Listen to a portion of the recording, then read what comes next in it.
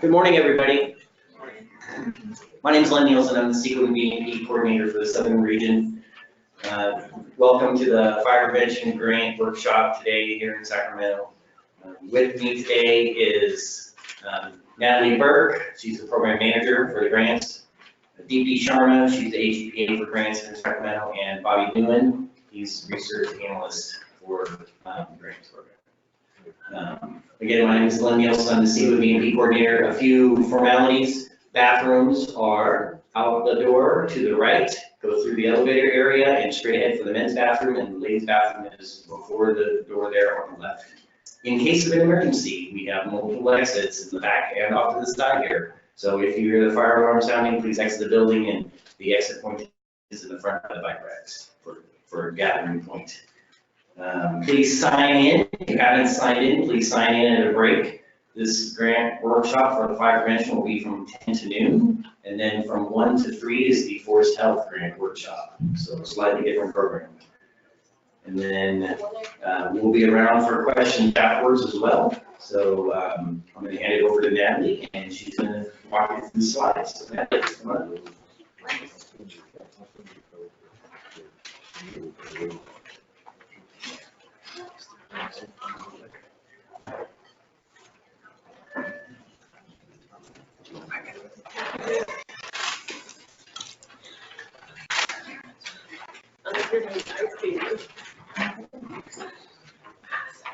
Okay, so our program is managed, or I should say has requirements from CARB. CARB is the California Air Resources Board, and that's who actually provides us with our funding. So with CARB being in mind, our program is actually gained or is aimed at reducing greenhouse gas emitted from wildfires. So fun fact, black carbon is actually the most pollutants that you have for any greenhouse gas. Back in 2017, with all of the wildfires that we have, that actually produced more black carbon than any output that we could actually prevent. So for us, our program is aimed at controlling those wildfires, aiming to get them at under 10 acres if we can. So less wildfires starting, less acres being burned, helping save habitable structures in the SRA, which is the state responsibility area, or any WUI, so wildland urban interface areas. That is the most important part of our program.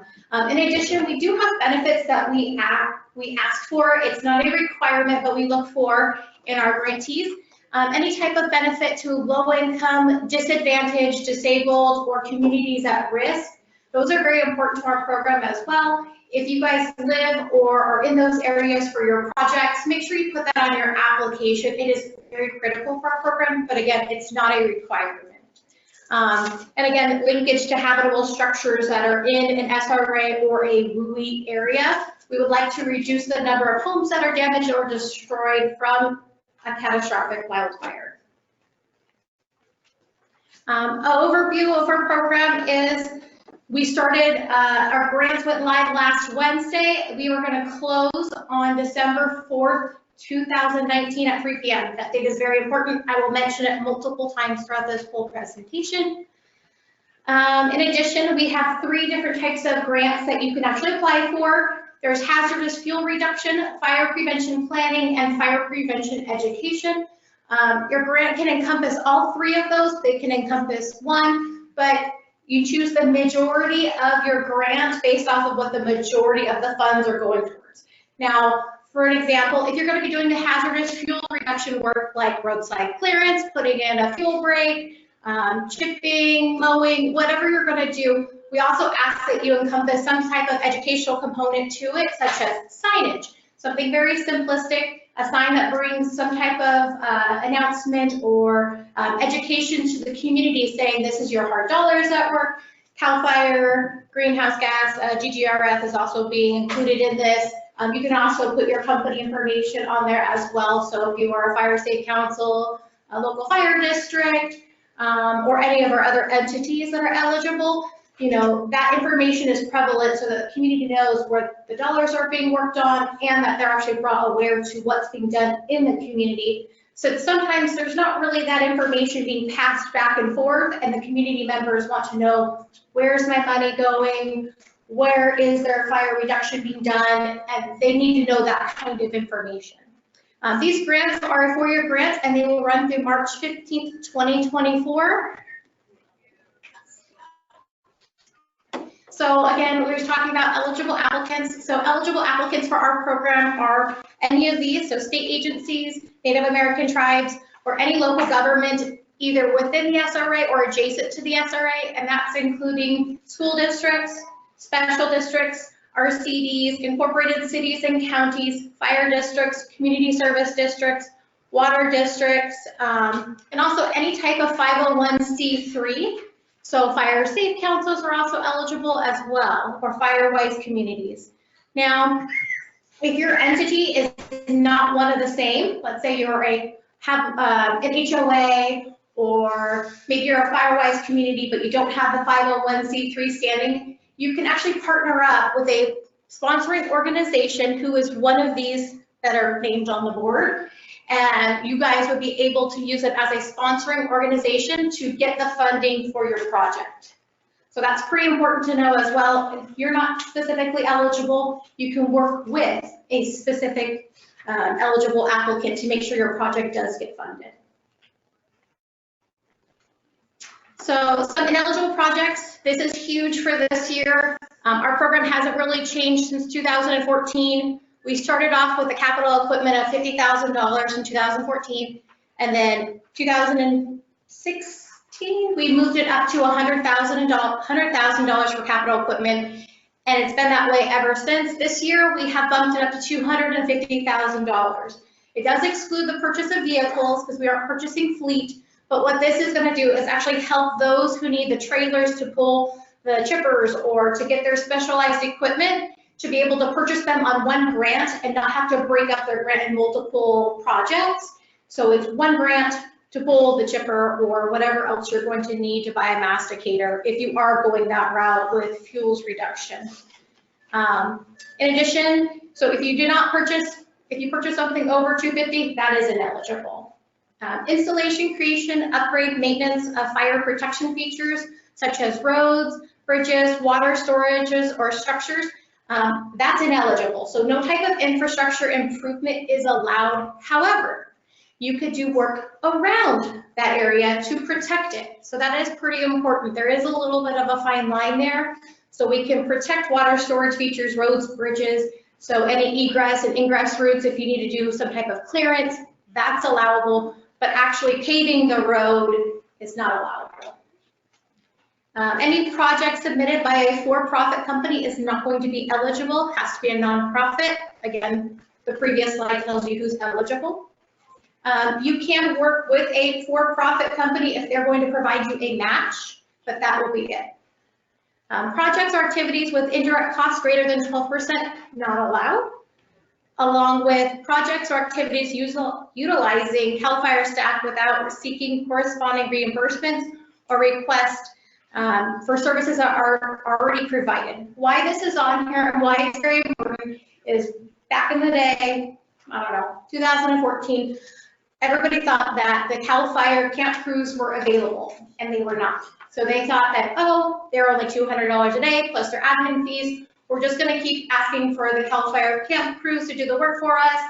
And at a certain point in time, they weren't available. So you need to get in contact with one another to make sure that that's actually going to be okay if you're going to be looking to do that. And then in addition, we're not paying for CAL FIRE to do the work that they're already doing specifically. So that's just very specific. And then any removal of dead or dying trees that do not pose a threat to public health and safety. And that is also kind of a misleading statement, because if there is a dead and dying tree that is in the middle of your fuel break that you're creating, yes, you can chop it down. But we were looking specifically for this as the intent of, if you're going to chop down a tree in the middle of nowhere, but it's not near your project or near any type of infrastructure, then you shouldn't be just chopping a tree down in the middle of the woods. So part of the application process this year has changed. Bobby's going to come up and speak about all of the changes that have happened this year.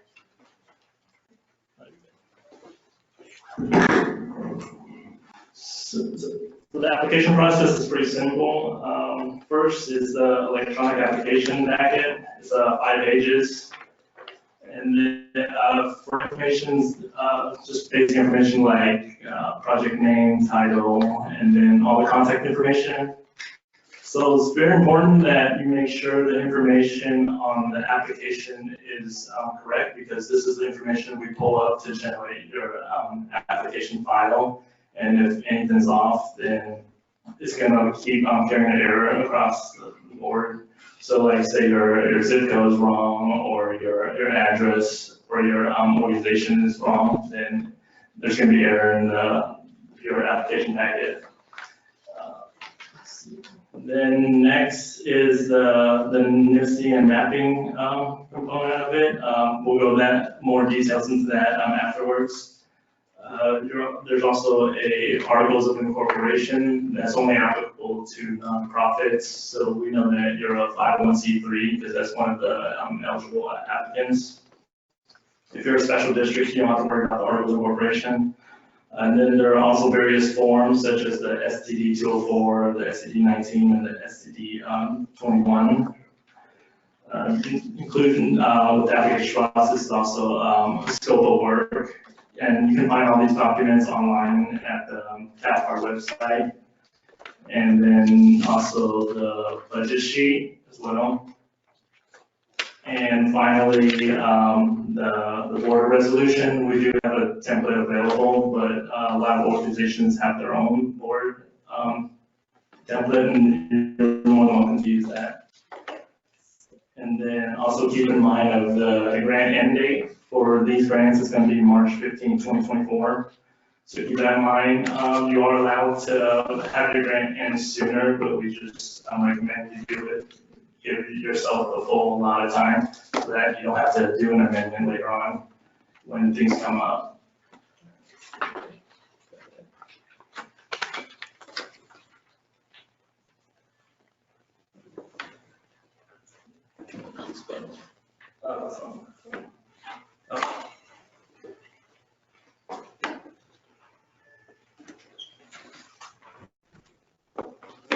There we go. All right, so for submitting it, in the past, you sent the packets to the CAL FIRE grants inbox, but now we're doing box.com.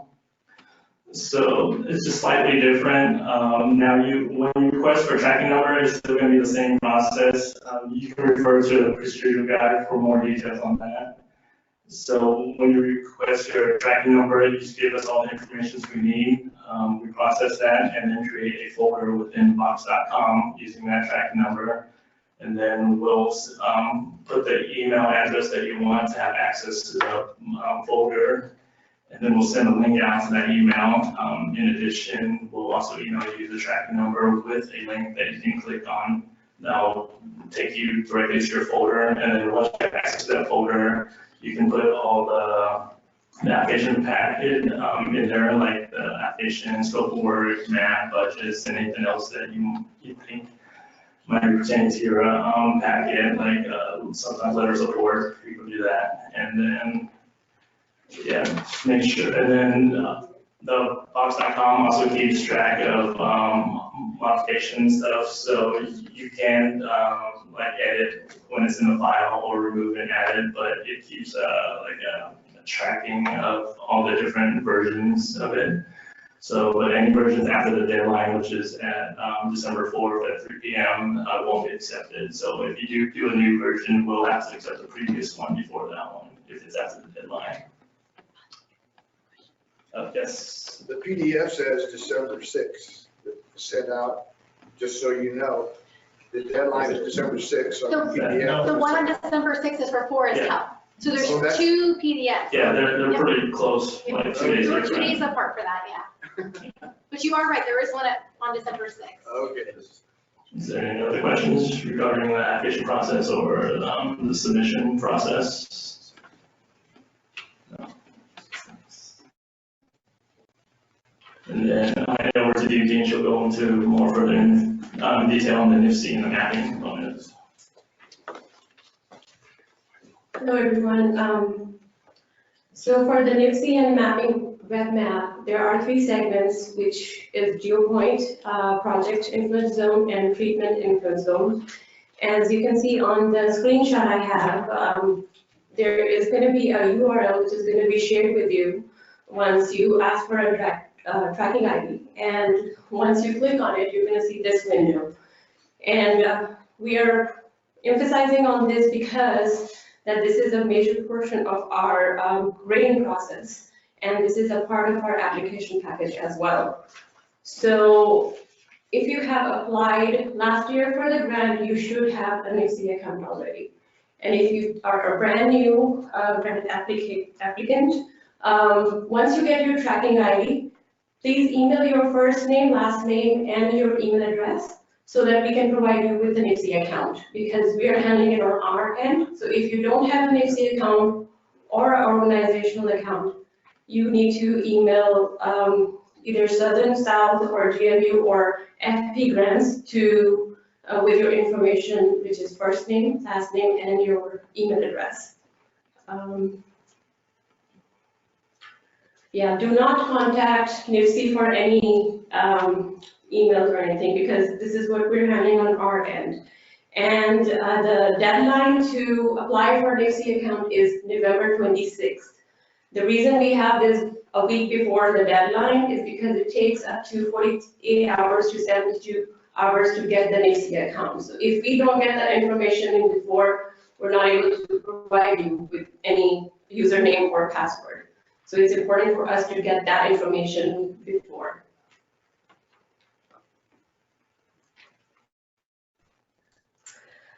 So project acres and treatment acres, this is, like I said, your project is going to be bigger than your treatment acres.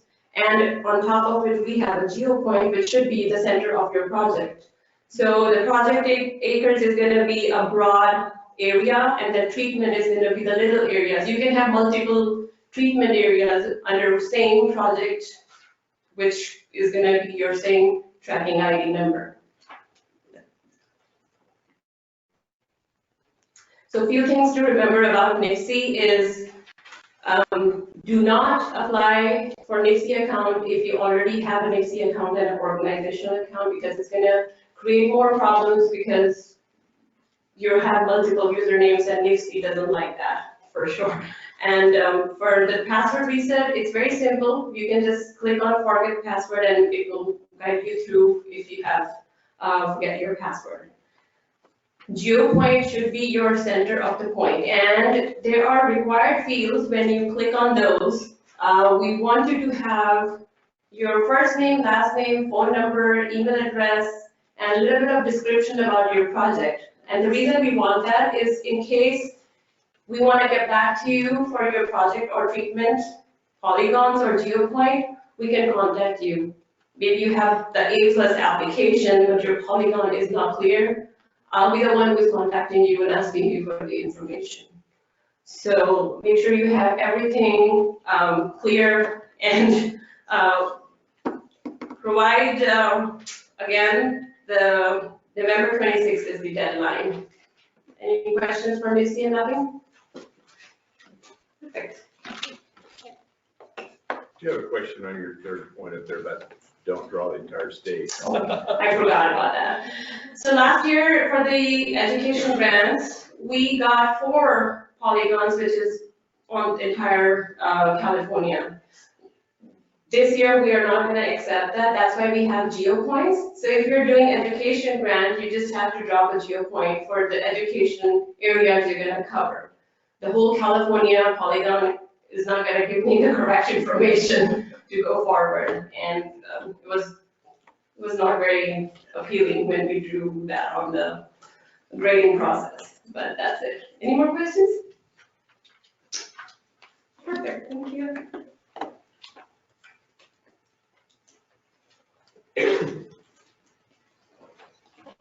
How should TIS?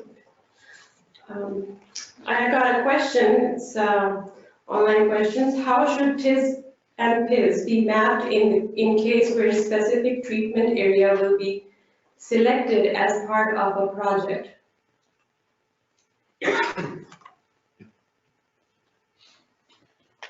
So if you have a project, because we have 3 polygons there and they're different colors, even though you are drawing a big project area, which is a PIS, you can still, once you complete it, it's gonna ask you for your grant tracking ID.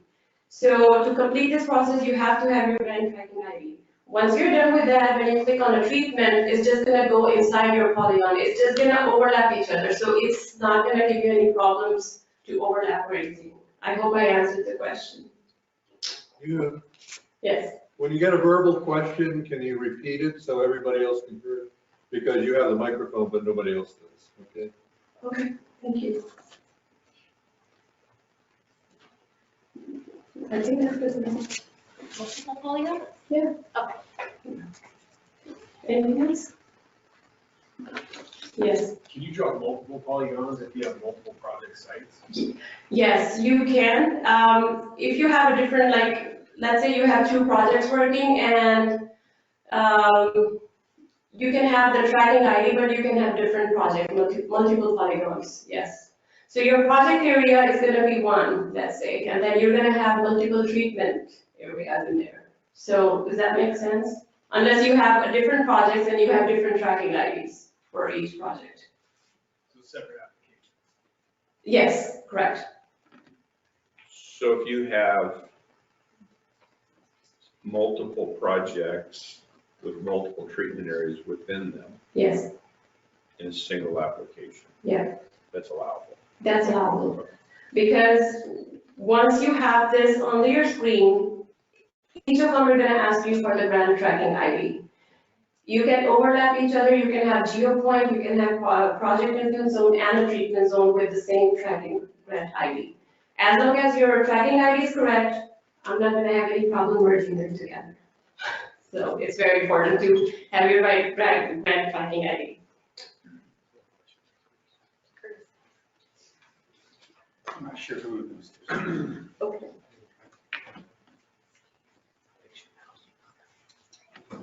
That's the last one.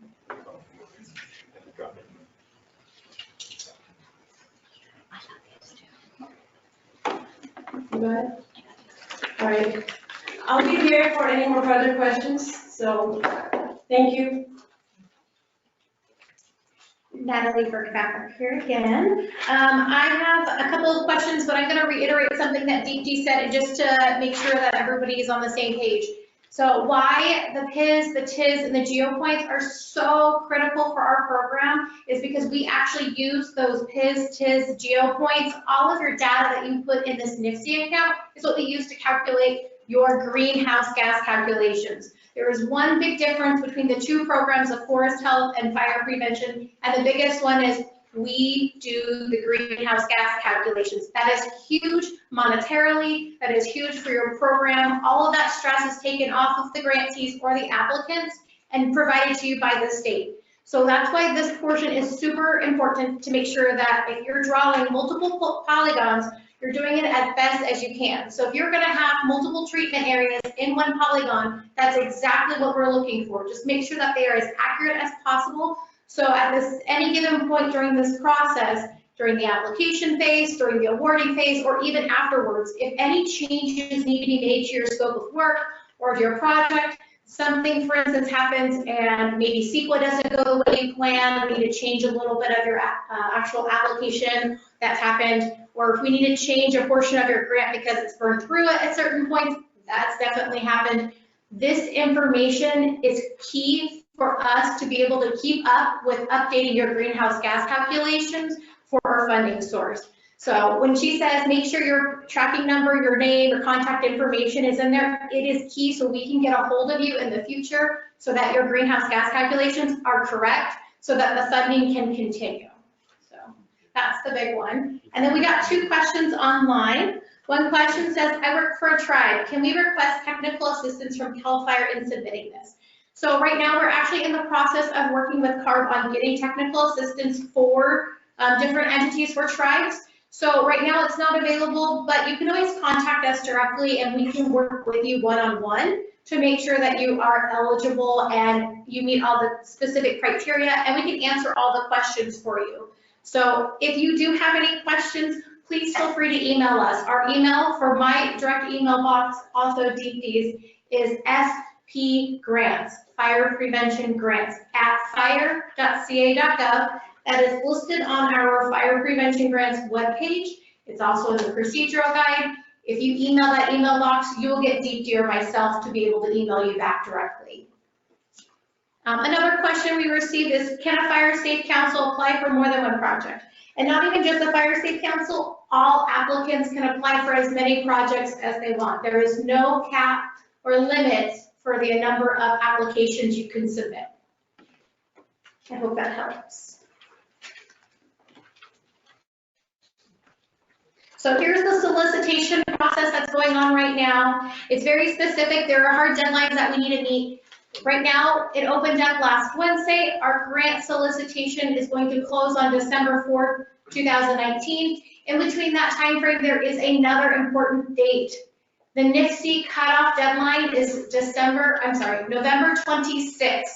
So if you don't have a NIFC organizational account, the last day to request a NIFC account from CAL FIRE is November 26, 2019. Why that's important is because it doesn't take NIFC an hour to update and get us an account. We can't do anything on our end. We actually have to send it over to NIFC, and they can take 48 to 72 hours. And if you apply on a Friday, you might not be getting it until the following Friday. So just to make sure that you actually have your NIFC account already set up or get it in on time, please, when you ask for your tracking number, go ahead and provide all the information we ask on the email. That way we can update, or if you don't have a NIFC account, get that NIFC account started right away. We are going to review our applications between the month of December and February and come up with a recommendation. At that point, we will have all of the answers decided upon by March of 2020. From there, we're going to have grant agreements issued. That'll be in May. By that time period between March and May, we will notify all the awarded and non-awarded grantees. They will be posted on our webpage. By then, all the actual awarded grantees need to submit 2 copies of the grant agreements to CAL FIRE by August 31st. That is very critical and important. We used to ask for 3 copies. This year, we are only requesting 2. And then your project can begin as early as September of 2020. So on your application, there is a question, how soon can you start? How late can you go? Here's your specific deadlines if you're looking for it. September 2020 is the earliest you'll be able to start working on your project. And the last day you can work on your project is March 15, 2024. And here we have Len for some CEQA questions.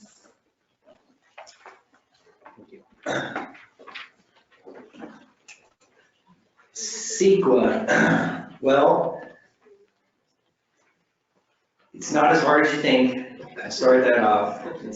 It is a process, as with any kind of government endeavor.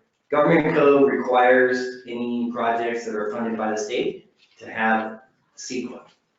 The level of CEQA will be dependent on what kind of project it is. So if it's a chipping project and it's non-ground disturbing, the level of CEQA can usually be handled under a notice of exemption. So it can be very light CEQA, or it can be heavy CEQA like an EIR if you're going to do an entire community and build a huge field work. I mean, it's really project dependent on the level of CEQA. The important thing here is you can reach out to the local foresters in the units in your area and say, or administrative foresters in your area, if you're a contract county, and say, and bounce ideas off of them as to what they think the level of CEQA that you will need. But you will need some sort of CEQA on every project that's funded by the state. Cannot do any work, ground disturbing work, until your CEQA is approved. That's important too, because then if you do work before the CEQA is approved, you may not be reimbursed for that work. Please plan ahead for work, the CEQA work, and it typically can take almost 12 months to complete. For example, if you are required to do a botany survey, then you have to survey during the springtime for the flowering species. So you cannot do ground disturbing work until you know that that species is or is not there. So it could delay your project. You need a plan for that in your planning cycle for the CEQA document. Next slide. Funding for CEQA. There is funding available for CEQA. Please, when you do your budget sheet, please put your contractual for like an RPF, registered professional forester, and budget accordingly for that. A small project may cost, $5,000. A large project could cost, typically, could cost, $25,000 to even $50,000 depending on the size of the project. Again, you can ask your CAL FIRE local foresters, unit foresters, or admin foresters for an estimate to reach out and say, hey, what is a reasonable cost for this if the grantee doesn't have an idea? You can reach out and ask us questions. We're here to help. Question, Chuck?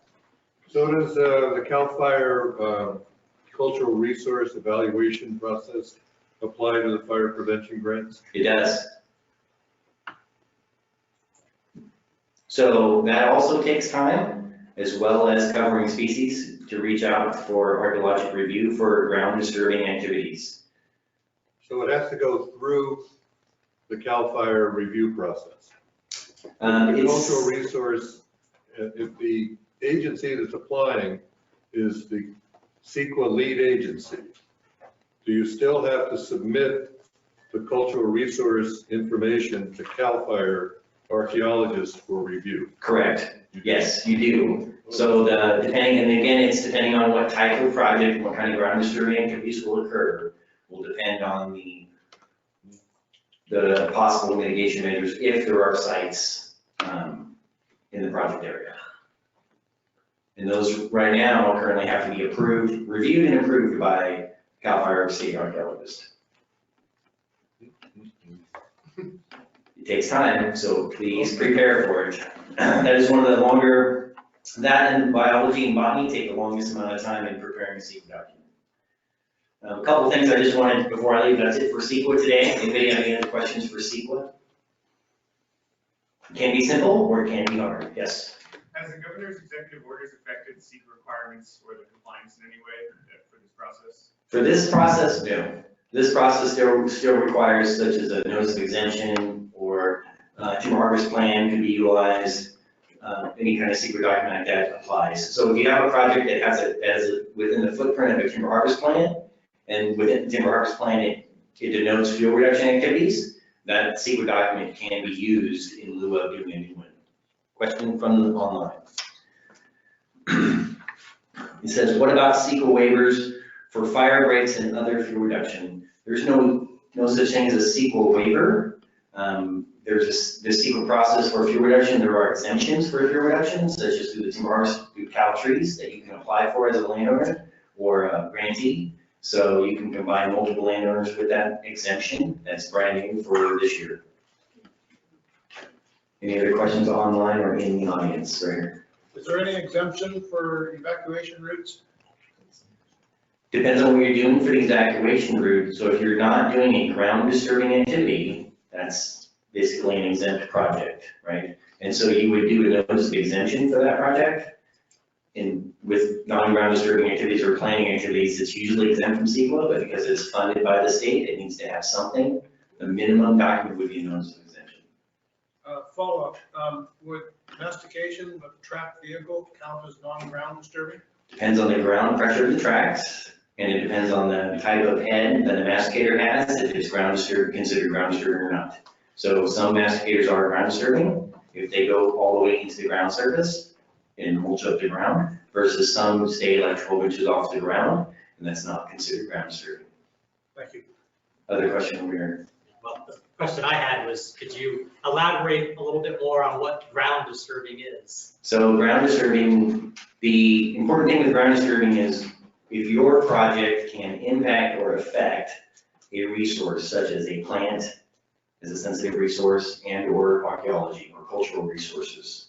So if the answer to that question is yes, what you're doing could affect that, you're ground disturbing as a bare minimum, as a rule of thumb. If If you're going to do education and planning, it's non-ground disturbing. That's pretty simple. If you're gonna plan an evacuation route, that's non-ground disturbing. If you're going to build an evacuation route, ground disturbing. How about prescribed fire? That's a hot topic. Okay, I couldn't resist. So prescribed fire is considered ground disturbing because of cultural resources. Because it has the potential to disturb anything that's there, a site that's there. So it is considered ground disturbing. Any other questions?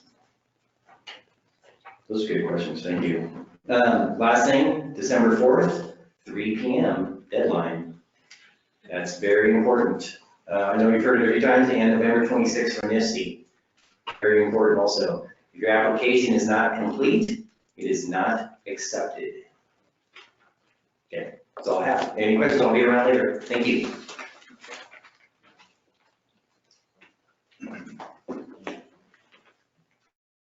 And I have a couple of questions that came from online. So the first question we got is, how does the local CAL FIRE unit play a role in ranking the grant? The CAL FIRE units are important to us, and they are going to be important to you. If you don't know who your current CAL FIRE unit representative is on the Fire Prevention Grant website, we will get there just a little bit in a couple of slides. I'll show you how to get there. There is a way to find your representative in your county on our webpage. It goes county by county. It is very important that you take note of that person's name, their contact information, and contact them directly. We utilize them as part of our ranking process and part of our grant overall scoring process. So we do get a review from them. We do a statewide review as well, and then that's how our process goes. So definitely get in touch with them, even if you're just thinking about what your potential project could be. That is key to our program. Thank you. This is for Len. My other question is, it says, it sounds like we should be accurate as possible with the treatment areas and update them as the project moves along. So CAL FIRE greenhouse gas calculations are accurate. So yes, put it as accurate as you can. When you're applying, we actually will make all the modifications for you as your project changes, but we just want to be in coordination with you as an applicant or a grantee to make sure that you are as successful as possible. And here's Len for his question. So the question was, are grants ground disturbing or herbivore? Herbivore is not ground disturbing if it's not condensed impact. So if you have 100 goats in 1 acre, it could be considered ground disturbing, or too many for the carrying capacity. So it depends on the project outline. Again, it could be ground disturbing, but if it's meant to be 1,000 acres and 100 goats, it's not ground disturbing. The big thing with that could be the retention fence that's put up, and the retention fence digging a post in the ground is ground disturbing. So again, it's how you do your project. Hope that answers the question. Okay, so the next slides are about letters of support and letters of commitment. You can say they're one and the same, but they are very similar, but they are not the exact same. So letters of commitment are very critical to our program as well. It's something that's new for our program as a requirement, if you need it, is letters of commitment. What a letter of commitment is, you are having another agency committed to something for your project. That could be monetarily, that could be volunteer hours, it could be a resource, it could be any of them. So if you are going to be doing a chipping program and the local fire department is going to also have their fire truck on site, we want to have a letter from the actual fire department saying that they are committed to let you use their fire truck on site of your project. That letter lets us know that you've already been in contact with all of your different eligible participants or partners that you want to stay with your program. So if you are going to be doing work on federal land, you need to have some sort of letter of commitment from the federal government. If you're going to be doing work on homeowners' lands, you might want to get some letter of commitment from the different landowners. Starting as soon as possible, that is what we are asking. If you are going to be doing your project on any different types of land or utilizing other sources, it could be you're using a fiscal sponsor, we want that letter that commits you and that participant together. That way we know you've already been in contact with them, they're aware, and they're actually committed to your program. Letters of support are pretty much thumbs up.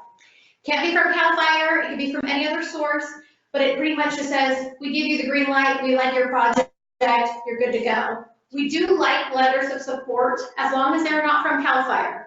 Again, I'm saying it 3 times.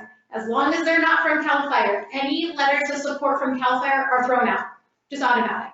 So what we're looking for on this is any type of support that says from a community, maybe from a fire safe council, it could be from any of those sources, but pretty much just saying we are supporting your project. It has got a lot of community involvement. That's what we're looking for on this portion of it. Letters of support will also be submitted with your application in your box.com if you have any. Again, it just shows community support to that. Any questions? Yeah. Is there a different weight lended to whoever the supporter is, like it's Forest Service versus it's a community, a neighborhood homeowner association, or is it just, I mean, when you say it's part of the scoring criteria, the number? No, none of it matters. As long as you have some sort of support, that's all we care about. Otherwise, it could just be Joe Schmo getting work done on his property and he's hoping that we're gonna fund it.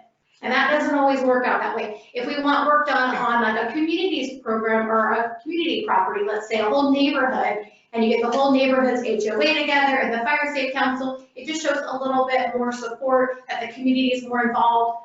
It doesn't matter if it comes from a senator or anybody like that. It could just come, like I said, from an HOA, and it still has the equal value to us. Yeah, there was a couple other questions? Yeah. Should the letters be addressed to CAL FIRE or to the applicant? To the applicant. And anyone else have a question? Yeah. Can an MOU substitute for a letter of commitment, or does you have to have both? Well, letter of commitment is just a letter that just says, I'm going to commit, I don't know, the funding from, proceeds from our lunch or whatever towards this project, or I'm going to commit a resource, like I'm going to commit our fire engine to your project for 1 day. It doesn't have to be very specific, but it just needs to have enough. So if your MOU does cover that, then that's all we're looking for. Yeah. You mentioned not letters from CAL FIRE. The question though is if in our project, we identify the use of CAL FIRE crews and they have committed to doing that. Then you would want to have a letter of commitment saying that this CAL FIRE crew is going to be giving us X amount of hours, or they're just committed to our project. That's what we're looking for. So that would be appropriate from CAL Yes. FIRE.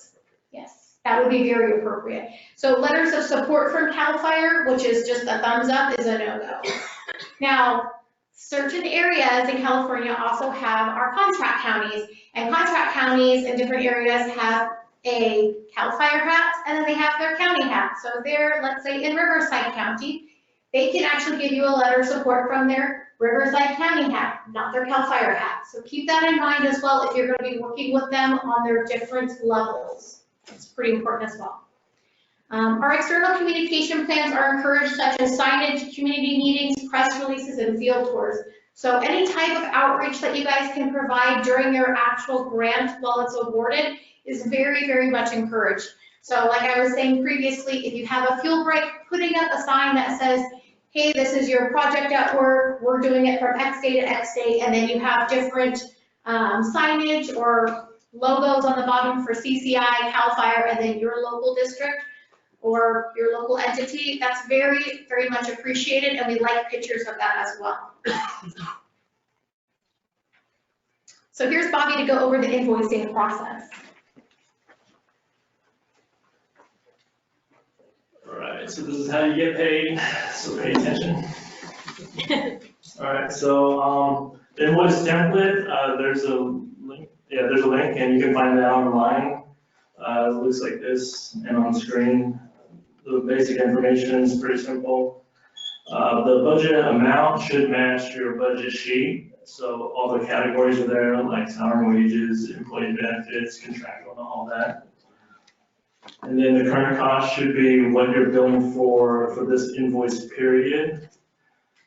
So all the amount should have all the supporting documents that matches up. The more organized your invoice packet is, the easier it is for us to review and process, which means the faster you'll be able to get paid. For example, like this one, I know webinar people can't see it, but it's basically like a summary sheet. It has all the amounts. It adds up to the total that's on the front of the invoice.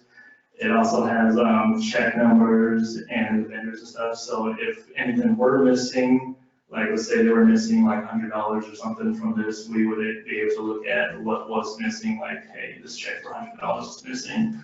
Versus if they didn't have the sheet, we would have to go and find out what was missing, and then they would have to look back at their books and see the total to add up that missing amount.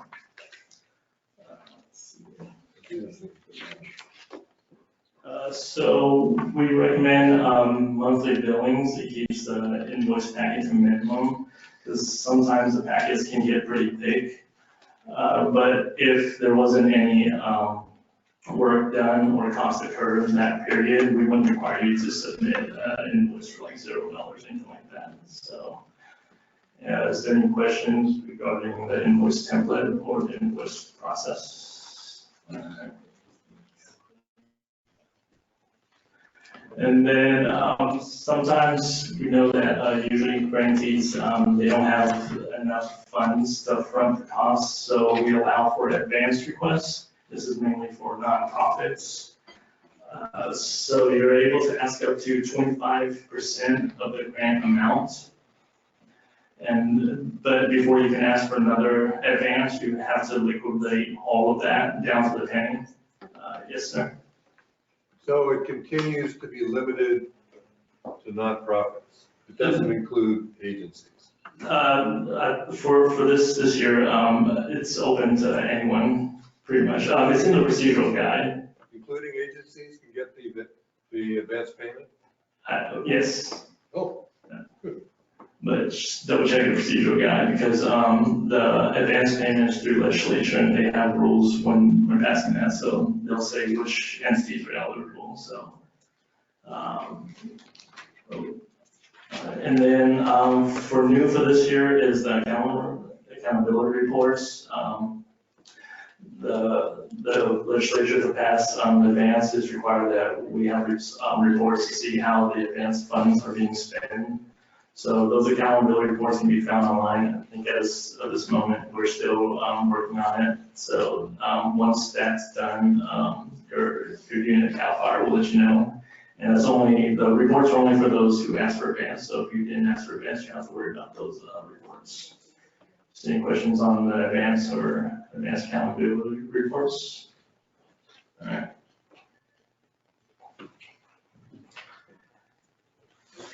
So, like I said, the link to all the things can be found on the CAL FIRE grants webpage, including the invoice template, resolution, and then the advance payment requests and the accountability reports.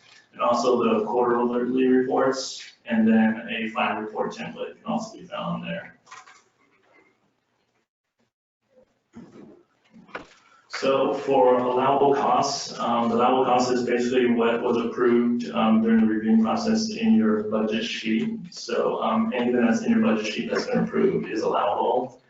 And then obviously the non-allowable is anything that's outside, that's not in the budget sheet that you didn't budget for. So those would be allowable costs. There are amendments that you can do to add those, but we can go into more details later. And then indirect costs for us is going to be 12%, up to 12%. You can ask less. You can ask 0 if you wanted to, but the indirect cost is mainly for like small entities that need a cost to manage these projects. Is there any questions on the costs? Yes, sir. Does liability insurance count as an indirect cost? I don't believe so. I'll have to look into that, and I'll get back to you, but I don't think, like fees or, no. Is there liability costs associated with a contractor, or what's it associated with? 501c3, obviously the directors want to have a liability policy in place. And for a lot of our activities, there's essentially no liability, but for the project that has equipment on the ground is a liability, so we have to have liability insurance. That would make sense to be in like Yeah. indirect costs, but there's also liability insurance that goes along with their contractors. Sometimes Yep. you guys will also ask for a contractor to do some type of tree trimming or whatever you're having them do, and you request for them to also have liability insurance, and that's directly put into your contractual agreement with them. Yes, So you can that build is that. all allowable in our Yeah. program to charge. You can build that into the contractual, the liability Yeah, but I insurance. was thinking for the organization itself. It should, because indirect cost is anything that will help benefit the project. So you should be able to charge it to the Yeah. indirect cost. Okay, good, Yeah. thank you. Sorry, I wasn't. Okay. Yes. So direct administration, that's a direct cost, not an indirect. If it's direct, then it would be under salaries and wages and employee benefits. Okay, so the, is there a cost share of a certain percent? No, there's no match required for our program. Some programs will ask for a 25% match and ours does not. Do you have questions? And then just things to remember, resource saturation, or at least someone mentioned CAL FIRE crews. Just keep in mind during fire season, CAL FIRE crews might not be available to do that. So you might have to budget for contract crews, which would be more expensive. And then keep in mind about land use agreements. Make sure that you have permission to do work on land, whether it be federal, local, or private lands. And then follow deadlines. So for fire prevention, it would be December 4th. So just keep that in mind and just refer to your zero guide. Yes. It might be more towards her, but within this grant, most is like fuel reduction kind of work. Is there funding for fire prevention as in hydrants and that kind of funding? So hydrants are considered infrastructure and they're not approved. They're also considered suppression activities, and suppression is not allowed. There's kind of a fine line between fire suppression and fire prevention work. And it's all about what the actual intention of the project is. So if you're building a fire hydrant, that's typically used for a suppression activity if a fire was to happen. So no, that would be a non-allowable activity. And that would go with water tanks also as supply. Correct, yes. Do you have questions? All right, I'll hand it over to Natalie. So this is our webpage, our Fire Prevention Grants webpage. How you get here is up to you. There's a couple different ways. You can go to fire.ca.gov, scroll to the bottom and click grants. This page will populate with all CAL FIRE grants and any type of funding opportunities we offer here at CAL FIRE. Fire prevention grants will be located, it's actually just underneath the one that's shown. If not, in the top right corner right here where I'm circling, there is a button you can click. It says grants. It also is a drop-down menu of all grants CAL FIRE offers. You can look for fire prevention on there. From there, if you click fire prevention grants, this is the page you're going to locate. On our webpage, you will notice the very right-hand corner is the contact us. That email, fpgrants@fire.ca.gov, is how you email Deepti and myself. So if you have any questions for us, maybe we didn't answer it here, or if you have any additional ones, maybe any stumbling blocks you come across when you're writing your application, feel free to email us. We also have a third team member, Adriana. Her name is on the webpage as well. Deepti's and Adriana's telephone numbers, their direct numbers are on there as well. Feel free to give us a call at any time during your process or at any time if you have questions. Below that, we do have fire prevention contact list. The first list on there is fire prevention grant contact. This is the list you're looking for if you're trying to get in touch with your local CAL FIRE unit. So like I mentioned before, any of your grant contacts for the local unit are listed here. There's 5 pages, all 58 counties, they're all in there. Also, as we had talked briefly about before, right below this, I lost my notes, okay, here it is. The disadvantaged community resources, that's where you're gonna find all your information for if you're at a low income, disadvantaged, or a community at risk. That is a question we have hyperlinked on the PDF application that you guys will submit. So the PDF application I keep mentioning as well is linked on here. Okay, click it. So where we're at now, here is, if you had scrolled down below on our webpage, you will be able to see step-by-step how to apply for the application, along with all of the corresponding documents that we need. The first two are pretty much for your eyes only. They don't need to be submitted with your application. The first one is your procedural guide. This is the contract that you were signing between you and CAL FIRE. You are agreeing to everything in that book, that you won't start doing any type of ground disturbing work, that you're allowing us to do whatever type of project. These are your rules you are abiding by.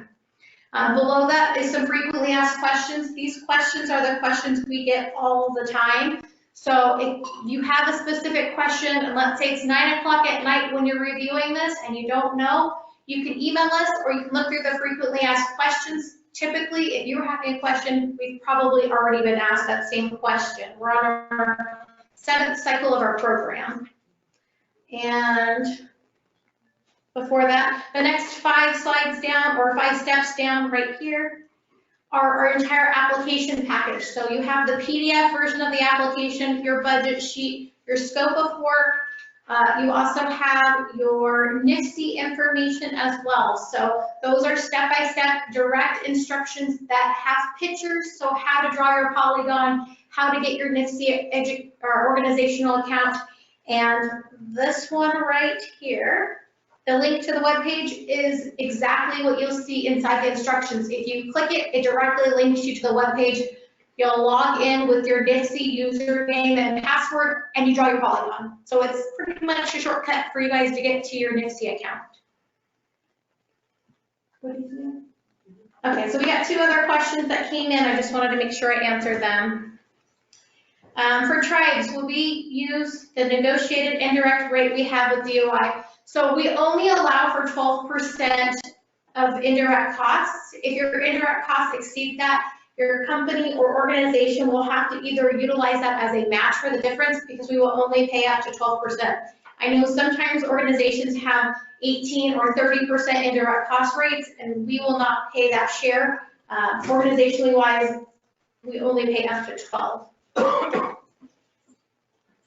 What is the web path to request a project tracking ID?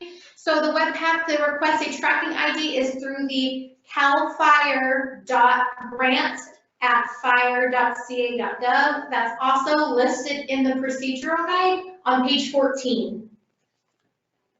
And it's a direct hyperlink, so if you want to just click it and go, might be the best way to go.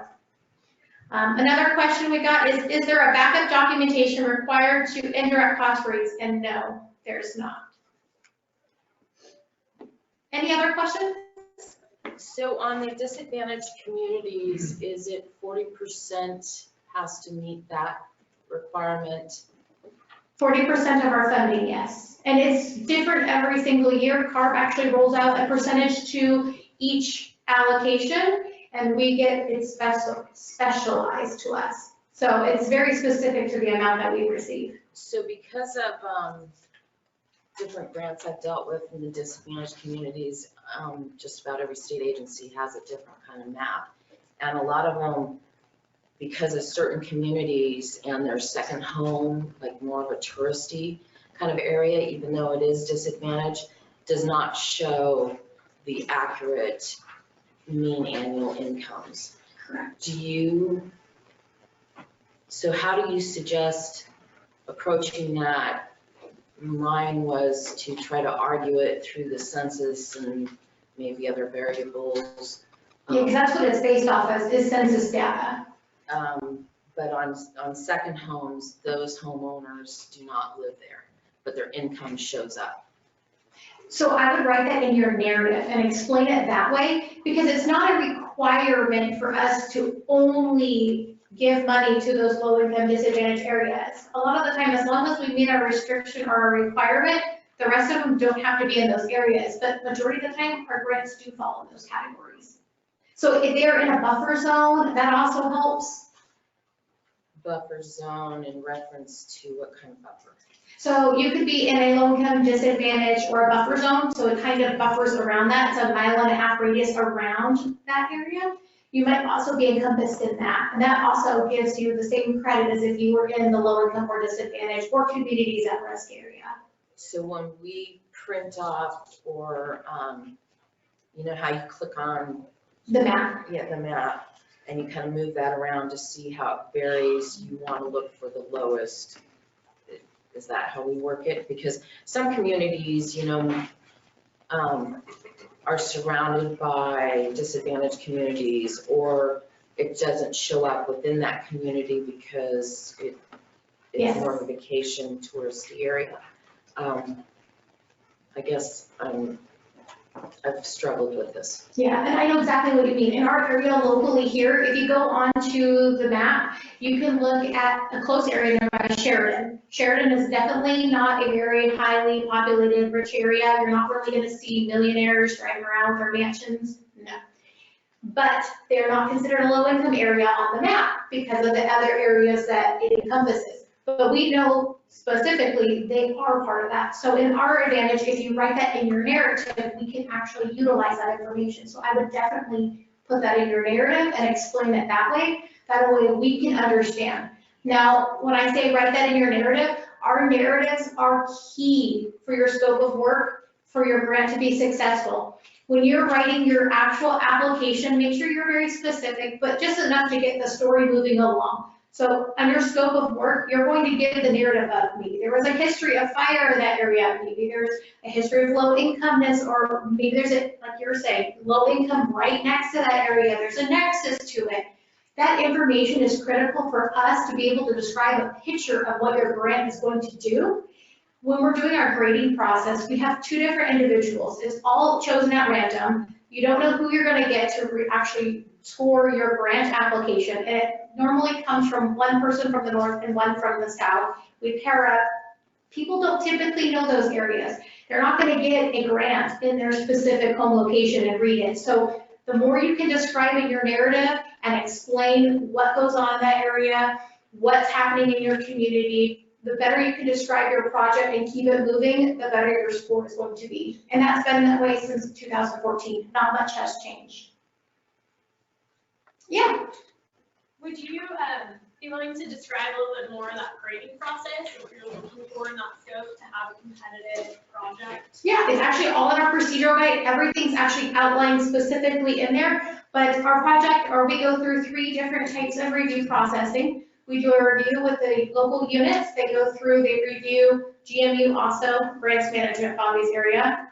Also does a review to make sure that the entities are eligible and that they've turned in all their applications, all of the basic necessities are met. From there, we actually take the local units review and GMU's review and do a statewide review. We review different projects for about a week or so within the statewide, and there is unit staff, there's local land use planners, there's a mix of contract counties and other staff members that we take from both the north and the south. All of California, I should say, pretty much. We get together, do a statewide review, like I was saying, it takes about a week. We do that full in-depth processing, and then from there go to the executive level with our recommendation, and then from there our director actually makes the decision. Sorry, I'll follow up. What are you reviewing for? Like, are there grading criteria? Correct, and it's all in the procedural guide, broken down on page 14, 15. Yeah, but it's literally broken down specifically what we're looking for in the procedural guide. Yeah, any other questions? So we have another one. It says, how does the local CAL FIRE unit play a role in ranking the grant? How much does that count?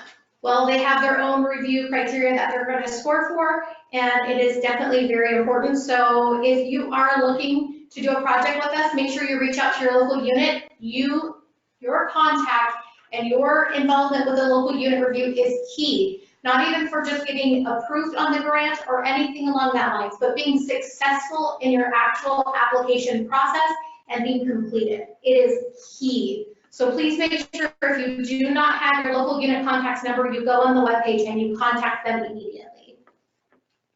Yeah. So for Plumas County, that's under LAS and MODOC, and there's been quite a turnover in reps. Who is our rep there? For Plumas? Plumas. We'll see. I don't know off the top of my head, I'm Southern Region, Sacramento South. I don't They've keep track. turned over. It should be posted, I just updated that document, unless it happened within the past month. It's all updated on there. And typically the phone number will be the same, that position. So you might get somebody else, but they should be in that position as a force Correct. or contact. Yeah, In terms of eligibility, are there any limitations to what you mentioned about nonprofits partnering with private organizations? no, as long as they use them as like a match or things along that nature. Mhm. Any other questions? Yeah, Similar to that, if a nonprofit takes on a project that has a pretty direct benefit to a specific private landowner, is that problematic for these? no. Okay. That's actually how our program works to function on areas where landowners who have, maybe they are low income, disabled, or disadvantaged, and they can't get the work done on their property. So if they are, let's say, elderly, they need a couple trees that are about to fall on their house chopped down, you could do it as long as it benefits the community. It's a very specific line. It cannot just benefit one homeowner, it needs to benefit a community. So why is there, you can't apply if you're an HOA, but a CSD can? It's the 501c3 standing that is very specific. 501c4s are not allowed, same with 501c12s. We've had a 501c12 try to apply and they're just not eligible. Yes? Does a joint powers authority serve as a local government entity? Would that? Do you know Bobby? Yeah. Bobby says yes. I wasn't sure. Any other questions? Yes? Can you explain the match process for when a private organization is working with a nonprofit? Just matching the funds that were given? They can match the funds, or they can do some sort of in-kind contribution, like maybe they're doing volunteer hours, or maybe the project's already begun and they're just gonna volunteer something specifically, like they've already done half the project, so that half the project is their match, their in-kind contribution towards it. Any other questions? Yes? Sorry, this might be for the next workshop, but if you're subcontracting out work, I thought I read in the procedure manual you have to follow the state's RFP process, is that correct? Is that correct? The subcontractor? Right. I think that's right. So the fire, let's say Fire Safe Council hires a subcontractor? Right. Yeah, the Fire Safe Council should have, under the state's process, done an RFP for request for bids. And then, depending on how that goes, if you only get one, then you only get one, and then you're exempt and you can use that contractor. But if you're, so you have to follow the guidance. And actually, there's somebody right in the audience that does this all the time, his name's Dan Turner. You might want to talk to him after. Sorry, I threw you in the He's bus. running. Yeah. Any other questions? Any online questions? Yes, Dan? Yeah, now I do have a question. So we've been asked by another organization to acquire a piece of equipment for them because they don't have the authority on 501c3 and so forth. So if we acquire that, how do we then transfer that to them? How do we deal with that? Because we don't want to own it. Then it's, no, we have new language under there that, and please, No, you're no, right. it's yours.